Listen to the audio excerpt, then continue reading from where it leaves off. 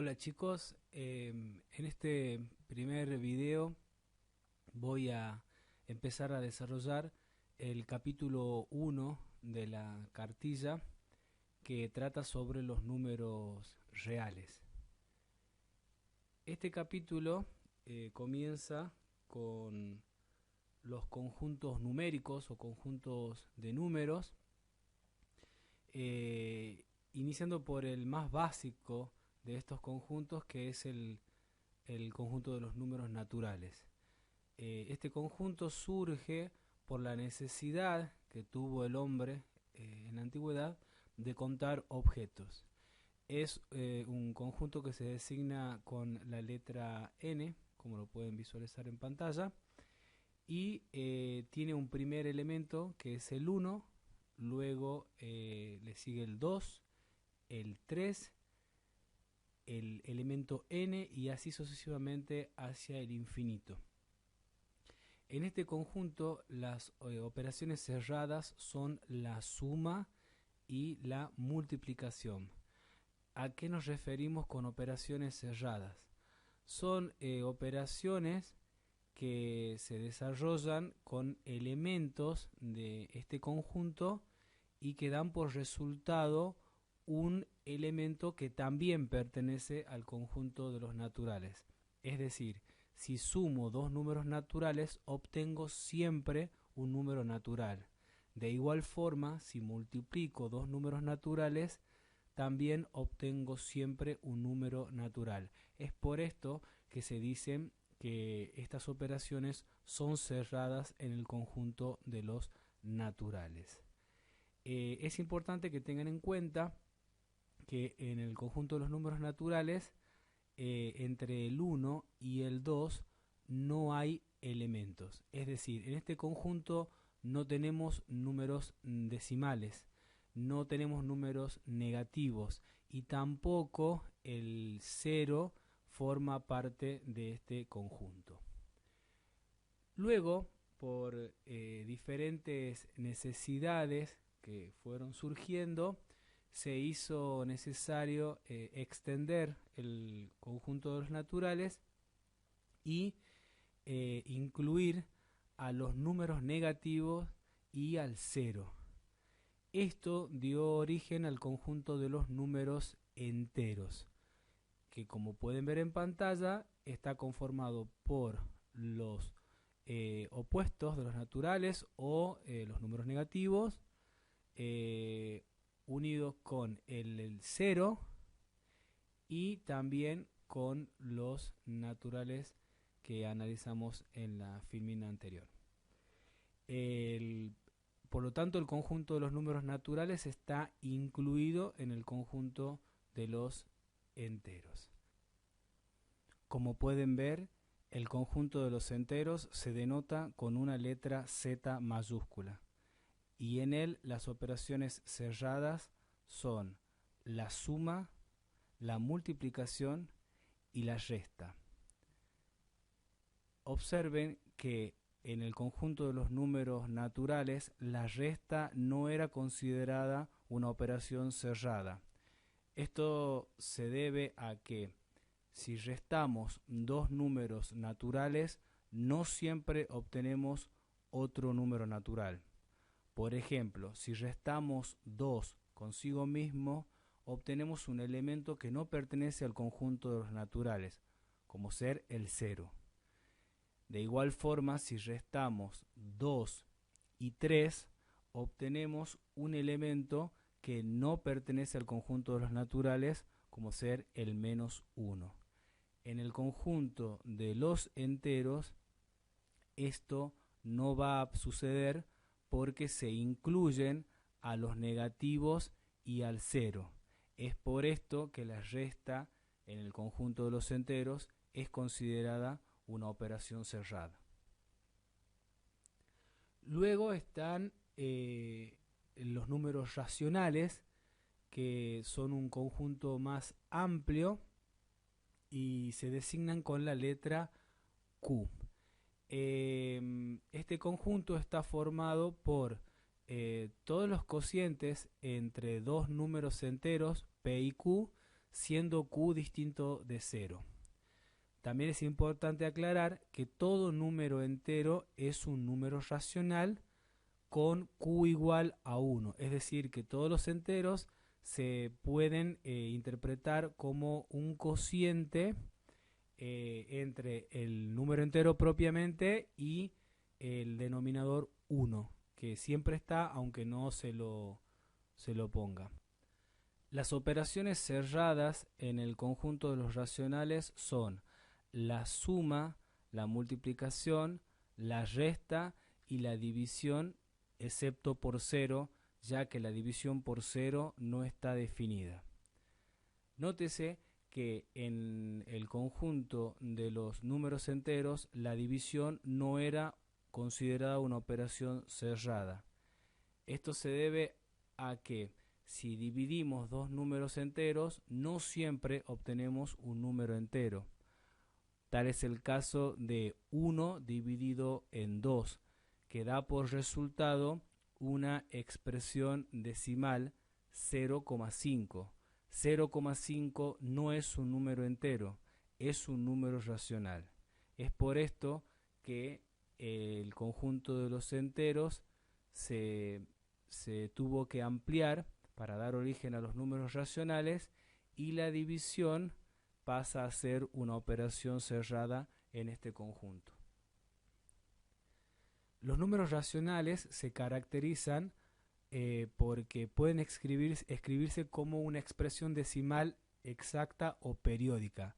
Es decir, además de poder representar a un racional como un cociente entre enteros, también podemos representarlo como una expresión decimal exacta o periódica. Y aquí tendríamos dos situaciones. Las expresiones decimales exactas también pueden interpretarse como expresiones que tienen como periodo el 0. Tal es el caso de menos 2, que se puede interpretar como un número racional, ya que se lo considera como un cociente entre ese menos 2 y el denominador 1, y a su vez podemos interpretar esto como una expresión decimal donde el menos 2 forma parte de la parte entera, valga la redundancia, y el periodo es el número 0. También se puede prescindir de esos ceros que tenemos a la derecha de la coma y simplemente considerar el menos 2.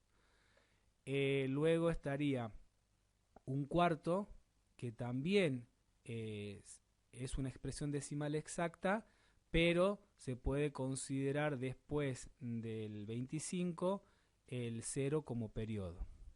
Y luego tenemos las expresiones decimales que no son exactas y que tienen un periodo distinto de 0. Es el caso, por ejemplo, de 5 tercios, que traducido a decimal sería 1,6 periódico. Es decir, que el 6 se repite infinitamente.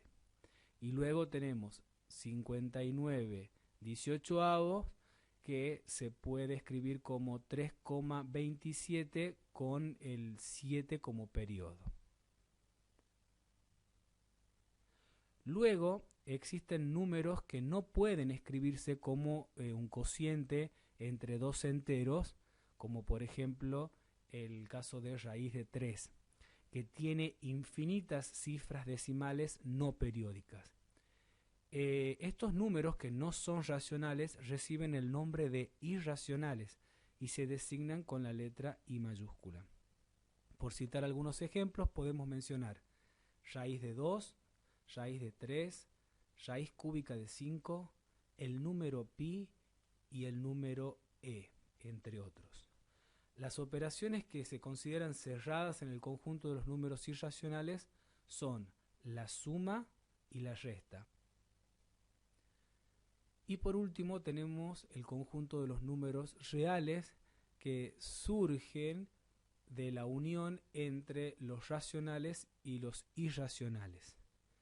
Se designan con una letra R mayúscula, y aquí, expresado en símbolos, quedaría el conjunto de los reales es igual a la unión entre el conjunto de los números racionales y el conjunto de los irracionales.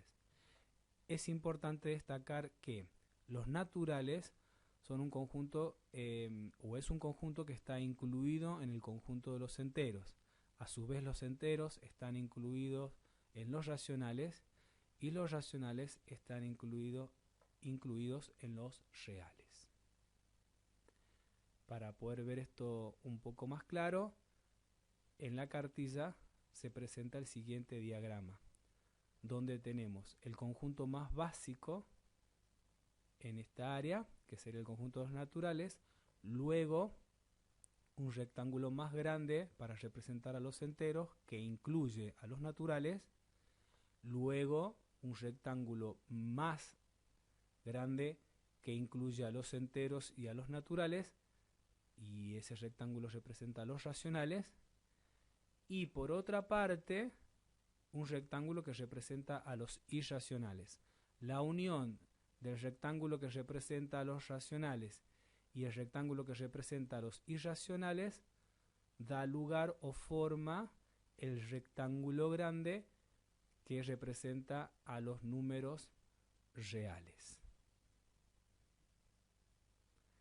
La actividad en este primer video va a ser que realicen el punto 5, 6 y 7 del apartado de ejercicios del capítulo 1. A continuación voy a desarrollar un ejemplo o una situación de cada uno de estos puntos para que tengan el desarrollo de uno como referencia. Bien, estos son los enunciados de los ejercicios 5 y 6 de la cartilla. En el punto 5 nos pide señalar entre los números que se detallan a continuación cuáles son naturales, cuáles enteros, cuáles racionales y cuáles irracionales. Yo voy a analizar la expresión pi sobre 2.